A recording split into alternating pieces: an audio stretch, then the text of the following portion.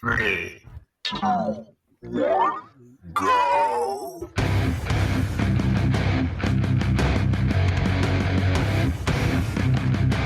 Now go home and get your shine box.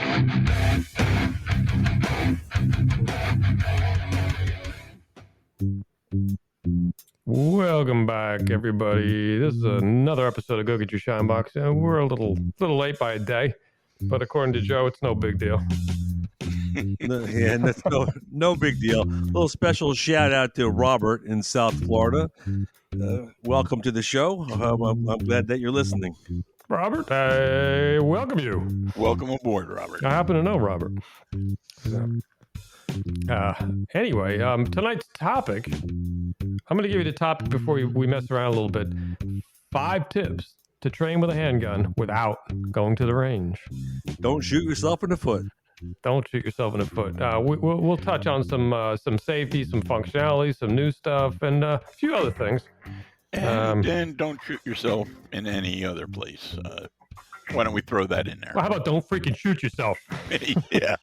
Good rule, Dad. That's right next to no running with the scissors. Don't run with the scissors. Yeah, you know, I just saw that thing. You know me, I like to go sideways here. If one pair of scissors is a pair of scissors, what's 2 scissors? A couple of pairs. All right. 2 pairs. having a little trouble with that one. Well, if you're playing poker and you got 2 pair, what do you got? 2 pair. How about 2 pairs of aces? What's that? But that's 4. Yeah. Uh-huh. Why? Yeah, I don't get scissors anyway. I really don't. You know, Just don't run with them, and let's move on. What about a pair of pants? That's right. Same thing. I don't get it. What about 2 pairs? This English language. It's a tough language. Is you know. It's a tough language. It really is. I understand why some folks have trouble dealing with it. Well, you know, it can be cognitively stressing, shall we say? Especially if you're the president of the United States of Yes. America. So, you know what? We were going to talk about the Durham report for a little bit. Yeah. I hashed around with it. You know what? I don't want to be the buzzkill, but I'll talk about it when the first charges are filed. How's that? Well, here's what you need to think about. Why now? Yeah, well, I mean, I think Durham, and we're not going to spend time on this, but I think Durham was politically expedient by putting it out this far because he didn't want to seem like it was an interference with the election, with the midterms, those types of things. However, this is a 4-year investigation, and there's not a charge. So it makes me believe, and I don't have a horse in the race, really. I mean, but it makes me believe that Durham just lined his pockets. I don't know the guy. $6 million. Well, I mean, that's what I don't know what he made, but it seems like an awful lot of nothing. You know what it reminds me of? It reminds me of Comey, when Comey came out and said, Hillary Clinton was a lying piece of crap, scumbag, cheat, fraud, broke every law in the book, but we're not going to prosecute her because nobody would take the case. But, I'll take the case. Like, I mean, Bam, anyway. Guilty. Let's move on to sentencing. I don't think we should be Listen, the only thing that's going to happen, and I don't believe it's going to happen because I believe that the election will be stolen again. But if we can get somebody that's got a set of balls in office, that he can clean house and he can do a lot of firing and he can but the thing is that mark my words, what's the date today? We're not going, no Republican is going to make it in office. Whoa, dude, you heard me, man. They will steal the election again. And they're going to do it, and they're going to laugh at us and say, we did, and there's nothing you can do about it. I know. I didn't want to be political tonight. I know you guys did, but I didn't. But yeah, you know, I mean, we have to. It's our roots, so we have to throw. Well, not only that, but it's a big deal. It's a big, you know, by rights, this is, you know, the biggest corruption story in forever. Oh, right? yeah. And here's a pet peeve of mine, and I'm gonna do a couple of shout outs. Pet peeve of mine is don't freaking put the word gate on the end of everything. That's a freaking scandal. Okay. The Watergate was a motel. Okay. Where a crime was supposedly took place, which now I seriously doubt. But the fact of the matter is, I hate when they put gate on everything. Okay. It doesn't make any sense. Yeah. Well, they're milking, it's lack of creativity and they're milking the Watergate thing. This is worse. This one's probably worse than Watergate. I'm pretty sure this is worse than Watergate. Yeah, you notice the worse than Watergate guy ain't coming out on this one. Yeah. Notice who else isn't coming out with his loud mouth? Robert De Niro. You don't hear him blasting the president anymore. Anyway, say special shout out to our international listeners out in the UK and Ireland. I hope I got that right and I separated the two. I don't want any conflict with you guys out there, with you Protestants and you Catholics. That's right. Yeah, UK and Ireland, right? If anybody out there is listening and I'm wrong, correct me. Yes, and you know who you are. We don't want to start any trouble out there. And a little Gaelic, although got to beware of the redheads. Got to throw that out there. They can be dangerous. This would be a good time for a little word from our sponsor. Well, I'll go ahead. Are you tired of feeling trapped by the burdensome shackles of personal responsibility? I am. Do you long for a world where everything is free and the government takes care of your every need? Yes. Introducing Liberalex, the revolutionary medical solution for those suffering from liberalism. Are you suffering from the common sense blues? Well, worry no more. With Liberalex, we'll liberate you from the horrors of individual decision-making. Liberalex, it's like healthcare for your mind. Experience the freedom of never having to take responsibility for your own actions again. So why wait? Say goodbye to personal responsibility and hello to Liberalex.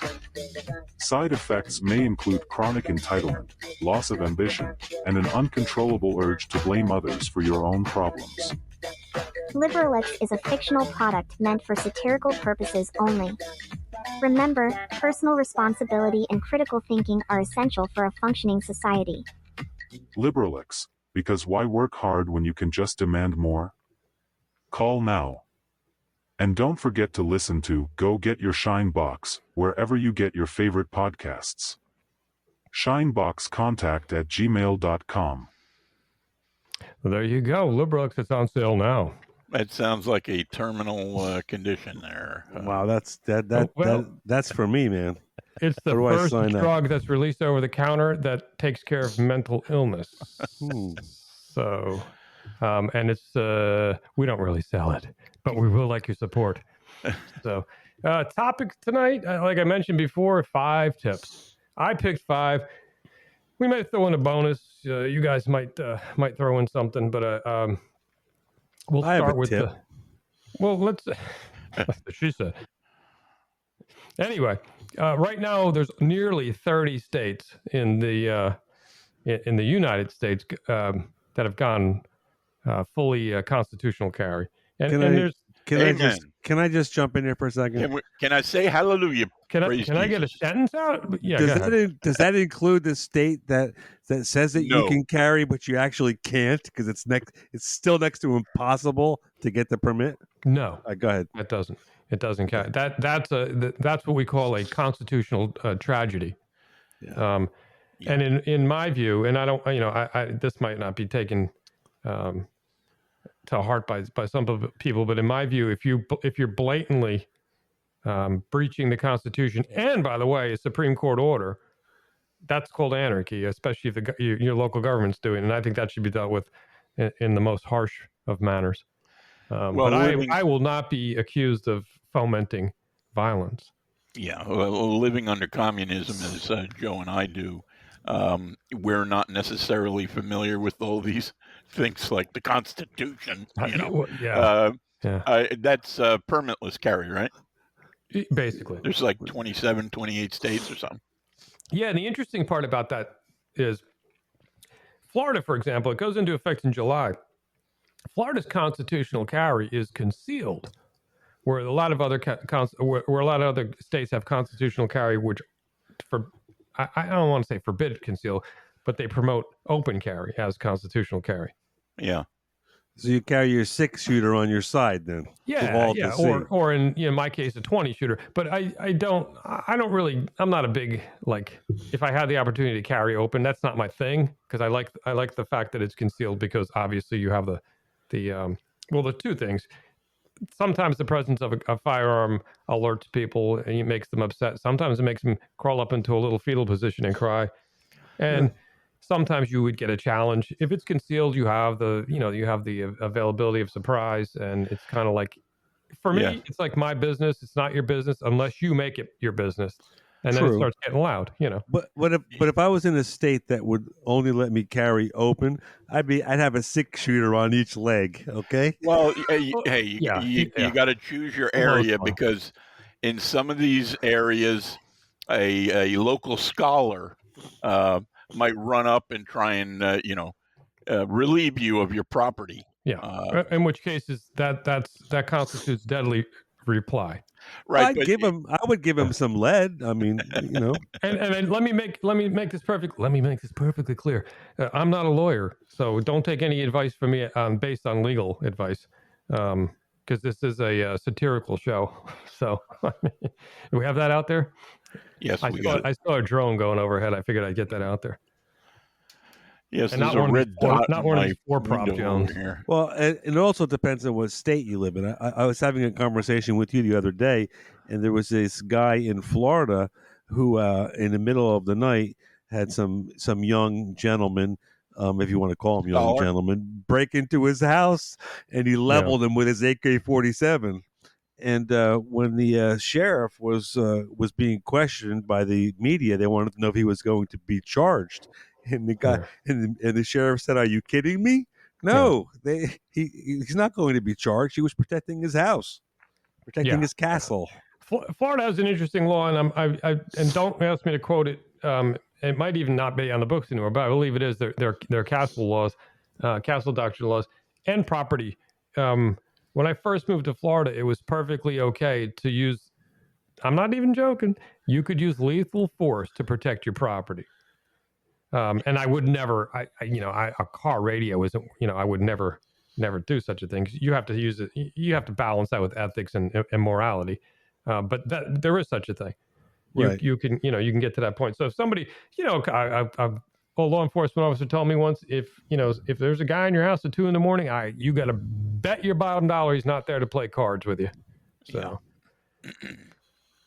but anyway, that being said, this is going, this already flared, and a lot of gun buying, not to mention, Democrat presidents are the biggest gun salespeople out there. Yes. So, what they, what this made a lot of people, a lot of first timers, a lot of women buying guns. And of course, the media is going crazy. It's going to be the wild, wild west. Well, Florida had started concealed carry back in 86 or 87, I believe. So, I mean, it wasn't like this is something new. And by the way, this is an interesting factoid. You still, in Florida, just because it's a concealed constitutional carry, you still have to go through the background check when you buy a gun. Right. And this is even funnier. I think this is a little weird. If you don't have the card that you pay for, you still have to wait the 3-day waiting period. So they're, the anti-gun people out there are saying, you can just go and get a gun from Walmart or over the no, same rules apply. You're still going to pay the money if you want the privilege of getting it on the spot. Yeah, you know what? That brings up a point, and time after time, currently, I hear these stupid politicians talking about common sense gun control and background checks. Yeah. Why do they keep talking about background checks when it's been law for years? Because we already have background checks. Because the 15% of the people that they're talking to believe all this. That's why. I asked the guy. Go ahead, Paul. It also, in large part, it's not even necessarily about common sense gun reform. It's about power. They want to take away your power because that will enhance theirs. Simple as that. They want to take away our guns, period. Well, yeah, all of them. And I must say, we are right now the furthest along we've ever been since I've been alive, in all my 29 years, since I've been alive, that we actually need the Second Amendment. That's what this is for. Oh yeah, it's not even true. not even close. Yeah. As far as our need goes, yeah. So anyway, all that aside, I got a couple points, and some of this is my own stuff. You guys chime in as you see. And I didn't get to the points yet, but we will. Ranges, gun ranges, as everybody knows them. Most of them are stuffy, indoors, mechanical, blah blah blah blah. There's outdoor ones. Personally, and I'm speaking as an advanced shooter and trainer, I think gun ranges are for hole punching. I don't think you can get any value out of them other than maybe, if you're new and you want to figure out how your gun works or how your sight works, your pistol, whatever you want to call it. I'm not going to get into that. So I'm not a big range person unless you can go to one, a range like I go to where it's an outdoor range where you go and you get a complete horseshoe outdoors, and you can set your targets up and you can actually, you can actually function like you were practicing real life scenarios. Yeah, well, you don't get that in the communist states up north. That's next to impossible. Right. They count your bullet times, and I think those are, you. Let me put it this way: in a real life scenario, the chances of you having your weapon unloaded on a table or countertop in front of you is zero. Yeah. You also when you shoot up in the communist states, you have to count 3 seconds before you pull the trigger every time. Yeah, which again is unrealistic because Right. you'd be Anyway, another thing for me, why you'd want to train without going to a range, you might not want to draw attention to yourself.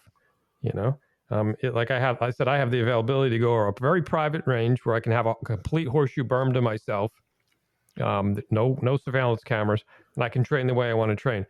And another pet peeve of mine coming up, this EDC crap. I hear people say, "What's your EDC? What's your EDC?" First of all, I don't like dumb acronyms. If you want to ask me what I carry every day, I'm still not going to tell you, but at least just what's your everyday carry? I hate when freaking YouTube warriors make crap up. But anyway, you might not want to draw attention to yourself. And we have an awful lot of them out there trying to draw attention to themselves. And they're what I call tactical, guys. So keep it to yourself. Learn your skill. Keep it to yourself. And of course, again, this is a biased statement. Always find a reputable trainer if possible when you get into this stuff. Yeah, that's a good idea. You know where you can find them? On Twitter. Yeah, on Twitter. Yeah, Well, you can find it. Yeah.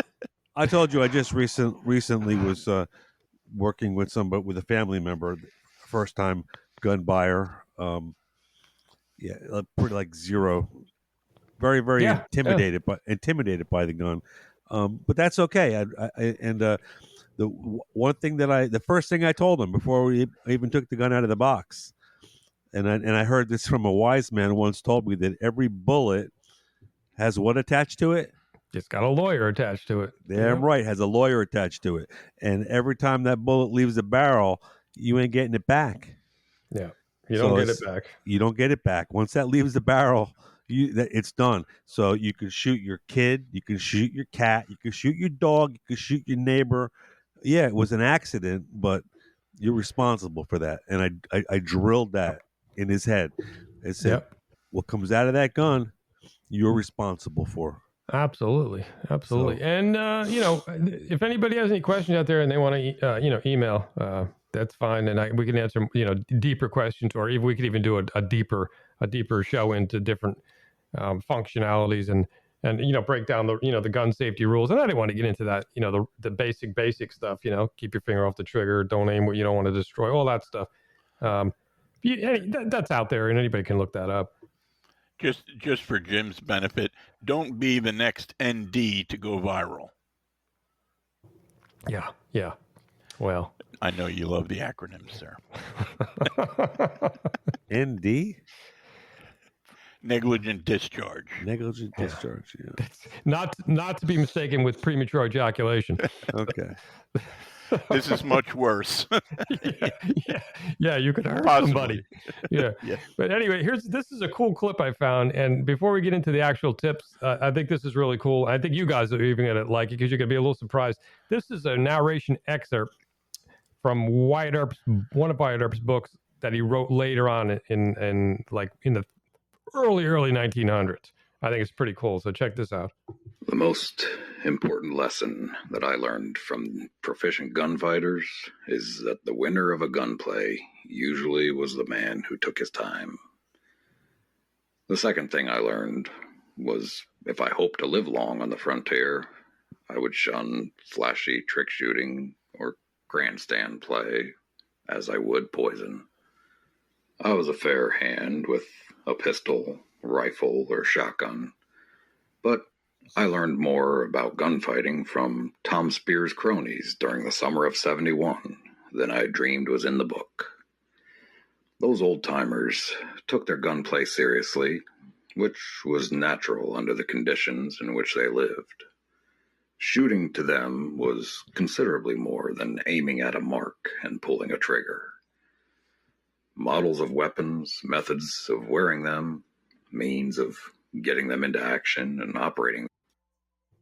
So it was abruptly cut, but I couldn't do anything about that. What's interesting about that, he was talking about 1871. Right. And he's still talking about the tool, whatever it is you're shooting, how you get familiar with it, how you holster it, how you carry it, how you function with it, and the whole 9 years, and how he learned what he learned. And what's that saying? Slow is fast, right? And fast is deadly, or something like that. I totally screwed that up, but you get the drift. Yeah. So, no, that was right. I don't know.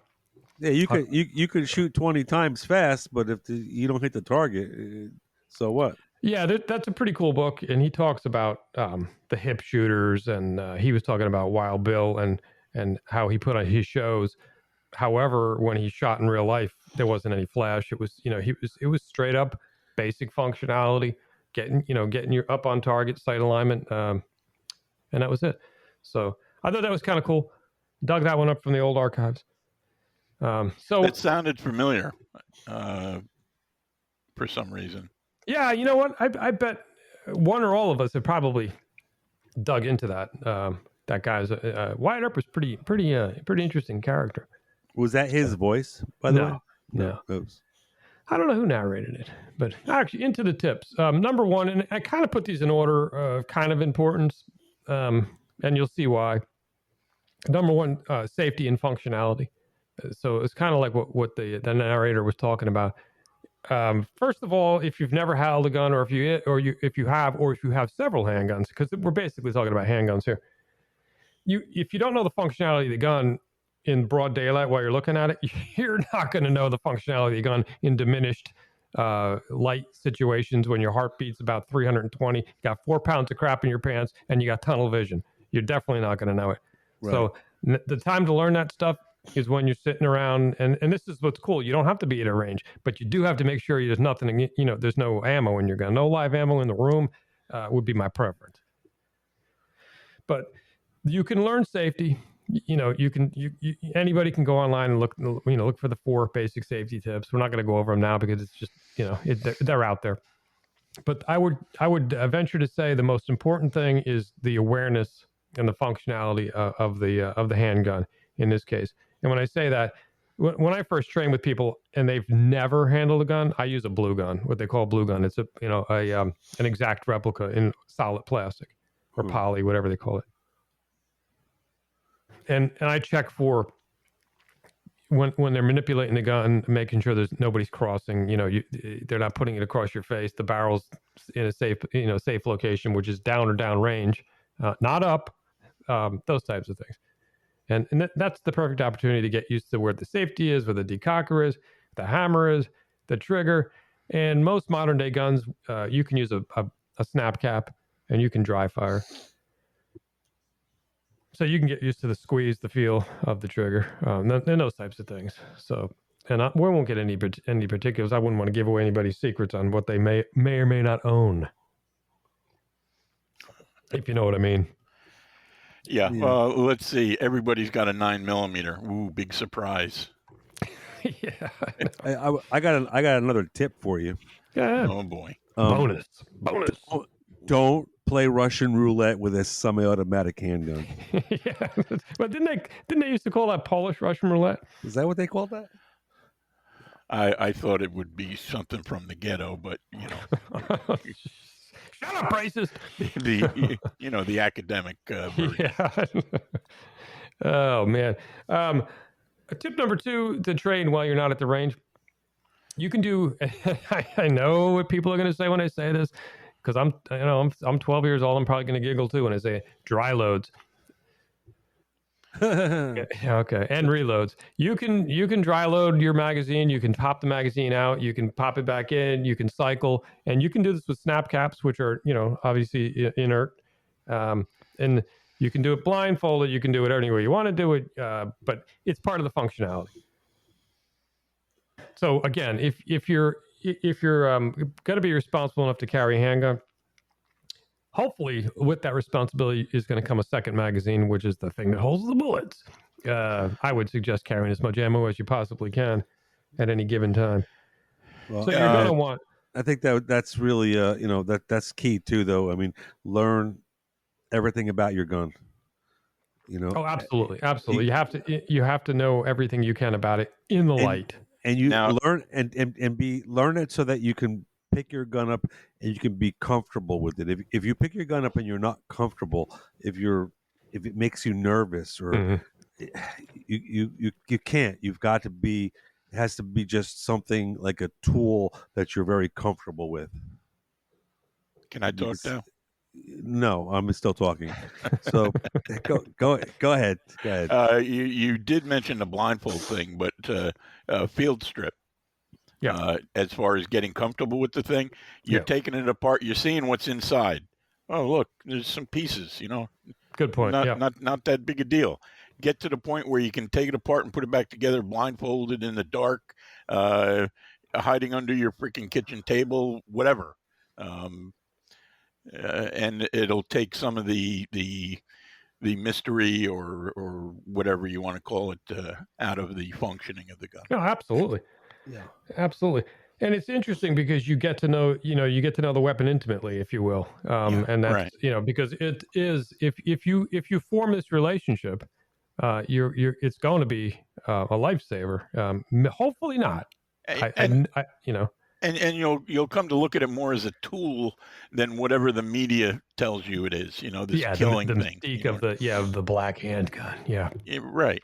It'd be like, okay, now I know how to use a pipe wrench, a screwdriver, and a gun. You know what I mean? Yeah, exactly. And this kind of also it takes away from the leftist anti-gun, anti-Second Amendment narrative. And where it is just a tool. And it's interesting because I've never seen a hammer build a house. I've seen carpenters build houses, Right. But I never saw a hammer build a house. And it's the same thing. But the SIG 320 might beg to differ as far as killing people without the owner's impetus there. I'm very disappointed in SIG though that they would build such a piece of crap. It's probably not as common as you think, but it don't take many in the age of social media to really hurt somebody. By the way, did you see the HK thing? The thing? No. Oh, you're kidding. No. Do tell. The human resources director got a hold of their Twitter feed. Oh boy. And started railing against objectifying women for handgun sales. And you think Budweiser got railed over the thing? They went after HK. HK puts out a tweet today. Things went wrong. Changes were made. That's a bad audience to be freaking with, man, that's crazy. As far as my opinion on using sex appeal to sell stuff, I'm all for it. It works. It's the reason they do it. I don't want to, insult anybody, but fat chicks ain't selling spandex. Okay, just saying. Sorry. I mean, There's a reason. There's a reason God made women look the way they do. You know, they're curvy and squishy and they tempt smell Adam. nice. Yeah. You know? If Eve was a dog, come on, guys. If Eve was a dog, okay, he would have never taken a bite out of the apple. That's right. Come on, she had to be some hot babe for him to take a bite out of the apple. She was perfect. Yeah. How do you resist that? Every time I look in the mirror, I have to resist. Oh, come on. Oh. So what are we on? Number 3? Number 3. Something else you can train with without going to the range. You can practice your sight alignment. Okay. You can practice your hand control. You can practice the weapon control. And like I said, I'm not going to spend a bunch of time. If anybody wants, we can dig into it, or I can even contact somebody, on a closer, more intimate basis. But we can practice sight alignment for sure. We can draw and we can come to a sight picture, which is control inclusively. My assumption is, when I'm talking about this stuff, that it's all done, and that's the 5th point. It's all going to be done from a concealment positioning, okay? Because this is there's a couple of things in the gun world that you don't do.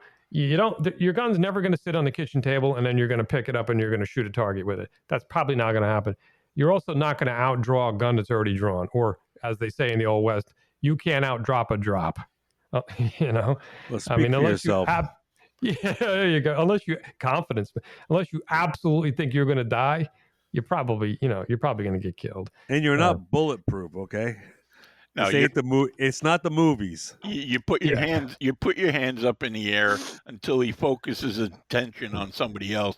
Then, hopefully, you take. Somebody puts a gun on you, and you say, "How much?" Give him your wallet. Give him whatever he wants. Here's my keys. Oops. Hand it over. Hand them over, boys. Toss them over there a little bit. Yeah, or as John Wayne said in that one movie, I forget what it was, when the guy was robbing him. He's like, "I want your wallet," and John Wayne says, "Well, you're going to get that and a little more." And he had a gun in his back pocket. But anyway, yeah. So you can do sight alignment, and while you're doing this, if you notice, these all mesh. While you're checking functionality, while you're doing dryer loads and reloads, play with the sight. You have to know what your sights are. There's so many different kinds of sights out there. There's so many kind of adaptations.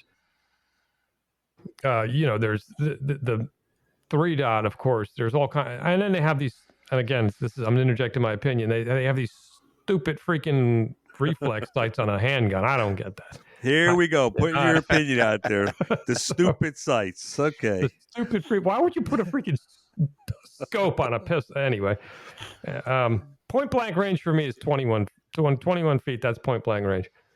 If you shoot any 21 feet. 21 feet. If you shoot any further than that, you're in a self-defense scenario. You're going to jail. So play with the sights. Get them down. See what they're doing, and you can do all this before ever firing a live round. So, and people don't realize that. Yeah, you can. I have to put I got to put a disclaimer out there.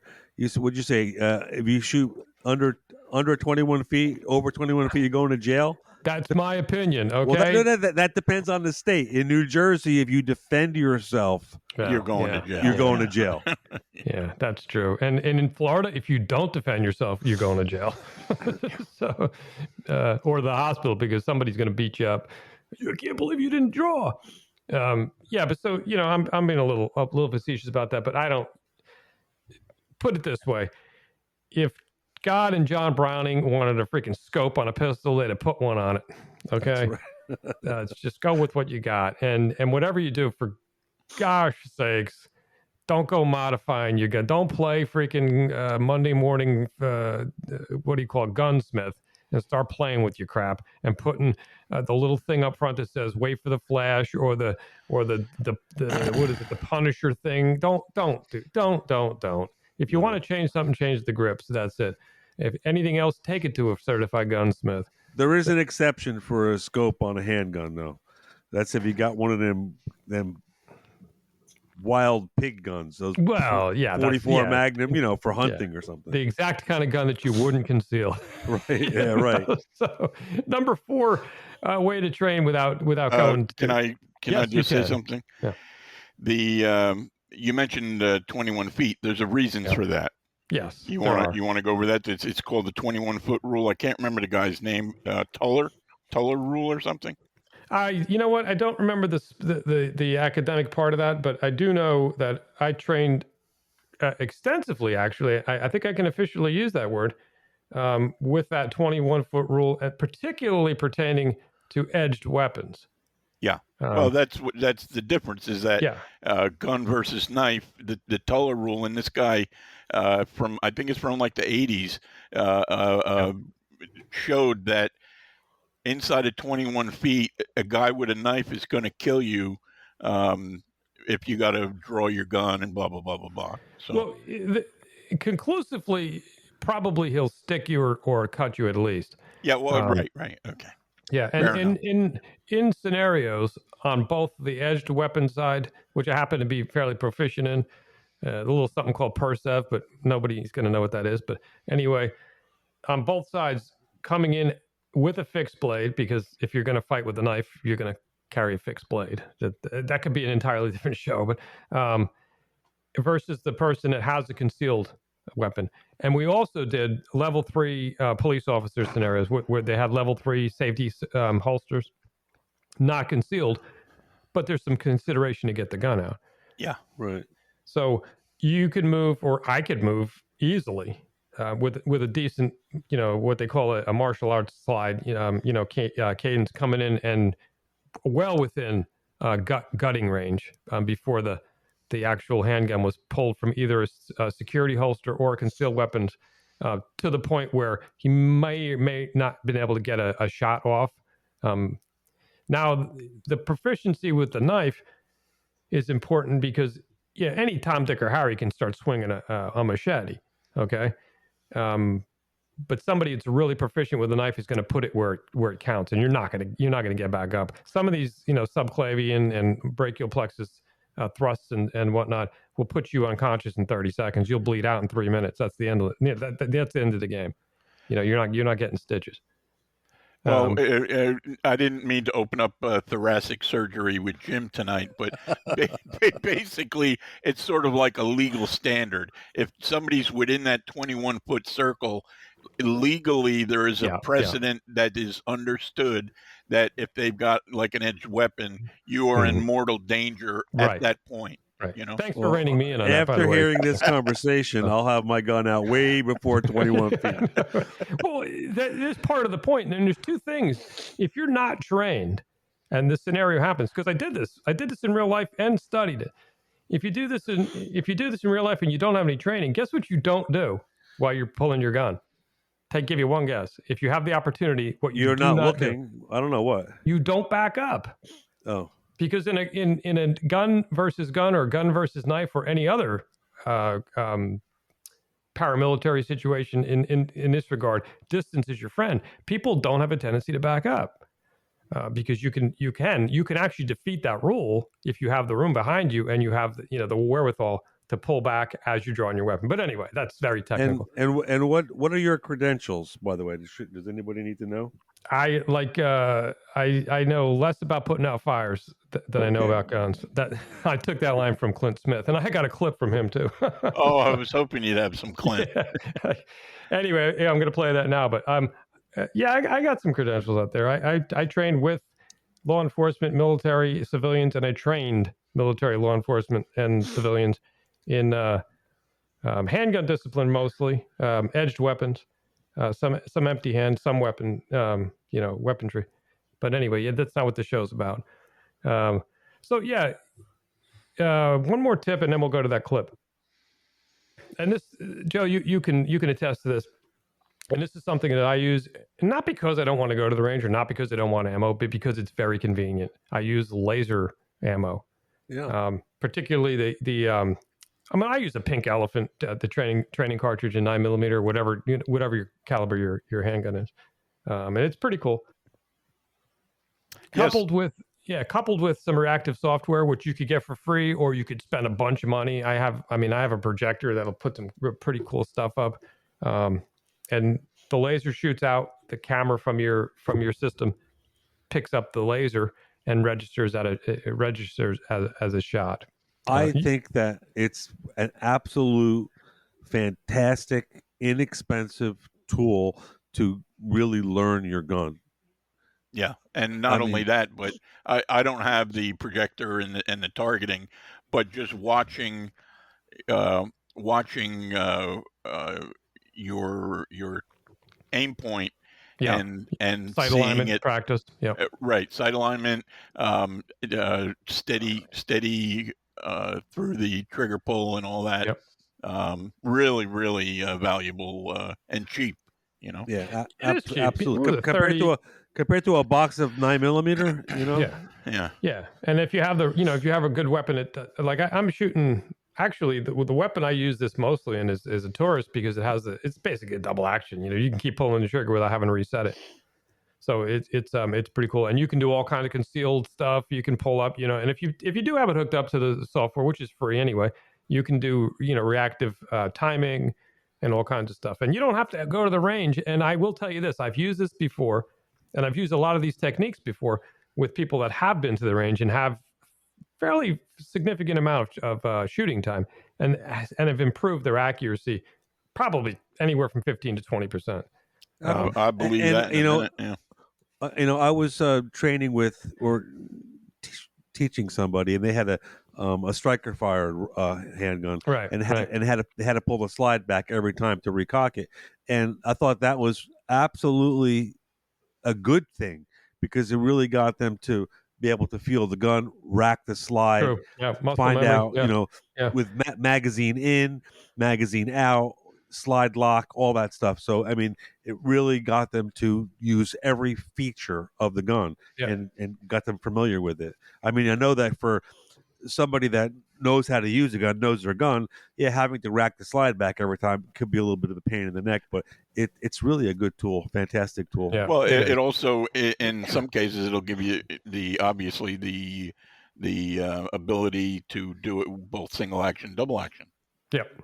Yeah. Right. Which makes sense. Oh, absolutely. And again, it's the functionality of your particular weapon.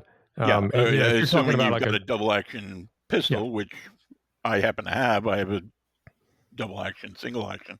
So it could, who knows what scenario it'll be. I'm not going to come out and say what you might have, but it is the benchmark of duty 9mm. That's all I'm going to say. I don't want to give away any secrets. Well, you're very kind, sir. And I will have to throw it out that I believe you turned me on to this particular. That would be a stroll down memory lane. So right from the dealer, right? Anyway, let's play this clip. This is pretty cool, and Clint's going to talk a little bit about the way he does. So I think one of the key things right up front is to remember that these guns that you're carrying are not supposed to be comfortable in the sense like, well, I put it on, it's not comfortable. It's not going to be. Okay. The best thing about these guns is they'll be comforting should you have to bet your life on it and the lives of your family members and so on. If you're going to carry a gun to defend yourself, it will alter your lifestyle. It's an alteration in your life. It's an addendum. You're going to add a couple of pounds of steel to your normal everyday routine. Standing, sitting, walking, talking, going to a restaurant, getting in and out of your car. Well, I played that clip, and we could have easily said what he just said. But Clint Smith is next to Jeff Cooper. This guy's like the godfathers of handgun manipulation and all the way around. I think he's a pretty cool dude. He's got a lot of world experience, and he's got a lot of Clintisms, as it were. So he was talking about concealment and drawing, and this is kind of important because the idea, and I'm talking to first timers, the idea of, okay, it's time for me to get a handgun, and then when you get it, and granted, there's a lot of plastic guns. We call them poly babies, the people that buy the plastic guns. There's plenty of guns out there. Only losers shoot. What do they call those things? Glocks? Okay, go ahead. I'm sorry to interrupt. Well, okay, Mr. Fudd. You loser Glock shooters. Go ahead. 2 world wars, right, Joe? Yeah. 1911, buddy. If you don't, you know why they. Well, anyway, we can go on with it forever on that. But two World War. So, but when you do pick this thing up, you're going to be at the store. Okay, let me give you a little tip and a little hint. What's going to happen? You go to the store. Okay. You never bought a gun before in your life. You probably never held one. The guy behind the counter is a gun pro. Don't forget that. He's getting $12.95 an hour, and he's a gun pro. So he's going to try to sell you a gun. Just watch what he tries to do. Here's what you got to do. One size doesn't fit all in the handgun world. Okay, you don't go to a store and pick up a gun and get talked into buying it. Hold a bunch of them. Go to another store, hold a bunch of them, because it's a purchase like none other. Okay, that gun has to sing to you, and obviously. Concealed carry is an advanced form of carrying a gun. Okay. So you might want to break into that slowly. Get a good holster, match a good holster, and don't get some piece of plastic crap. Get a good leather holster, concealment holster, and talk to your local professional about the best one. Then you can tie all this stuff together. Okay. Which is what we're talking about. Tie all this stuff together until you have the rhythm down. Now you're going to start drawing the weapon. Now you're going to start functionally using it. You're going to do the loads, the dry loads. You're going to get sight alignment. If you have a laser in it, you're going to use the reactive targeting, and it's all going to come together. And the beauty thing about it is, you never had to step 1 foot in the at the gun range. Yeah, going to the purchase part there, I would recommend a range that's a combo range and gun sales. Good idea. Because you try can a few of them in your hand. Yep. The 2 or 3 best feeling ones that feel comfortable, take them out on the range and shoot them, and form your opinion from there.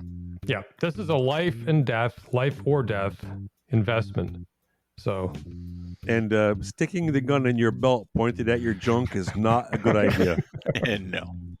Yeah, that's what they call appendix carry, and I call that blow your dick off carry. Why would you? Listen, it's no fun to blow your dick off. Although, there are some people out there that that are looking for that kind of surgery. Well, maybe if you do, you can advertise for the next beer company. I don't know, but. Just don't blow your junk off. And while you're on the subject, if you want a quick laugh, search Clint Smith and shoot him in the dick. And if you want to get a laugh, you listen to some Clint Smith. Yeah. And if you want to be informed, you listen to us. And you know where you can find us. And we're at every podcast depot that you can think of. And catch us on YouTube, catch us on Rumble. Hit the like, hit the thumbs up, hit all that good stuff, and let us know if you want to hear some more of this, or if you have any particular topics that you might want to hear outside of politics. We do it all. Do it live, guys. Yes. I think I lost Joe. You there, Joe? I'm here. Good night from Central New Germany. We'll see you next week. Yeah, everybody have a good night. Take care.